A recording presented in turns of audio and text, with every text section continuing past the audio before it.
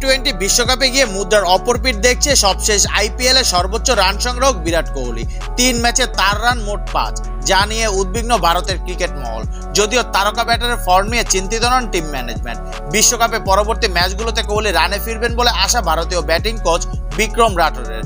গতকাল ফ্লোরিডায় ভারত কানাডার মধ্যকার গ্রুপ পর্বে শেষ ম্যাচ খেলার কথা ছিল, কিন্তু বৃষ্টিতে ভেসে গেছে নিয়ম রক্ষার ম্যাচটি, যার পরবর্তীতে কোহলিকে নিয়ে সংবাদ সম্মেলনে বিক্রম রাঠোর বলেন, কোহলিকে নিয়ে যখন আমাকে প্রশ্ন করা হয় সে ভালো করছে কিনা, তখন আমি একটা কথাই বলতে চাই, চিন্তার কিছু নেই।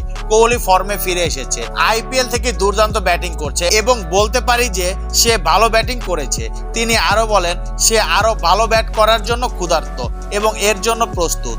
আমি মনে করি এটা একজন ব্যাটসম্যান হিসেবে ভালো দিক। আমরা আসন্ন ভালো কিছু ম্যাচের জন্য প্রস্তুত। আমরা তার কাছ থেকে কিছু ভালো ইনিংস আশা করছি। এখন পর্যন্ত খেলা 3টি ম্যাচেই ওপেনিং এ নেমে ব্যর্থ হয়েছে সাবেক ভারতীয় অধিনায়ক। আয়ারল্যান্ডের বিপক্ষে 1, পাকিস্তানের বিপক্ষে 4 রান করেন কোহলি। এরপর যুক্তরাষ্ট্রের বিপক্ষে ফিরেছে রানের খাতা খোলার আগে।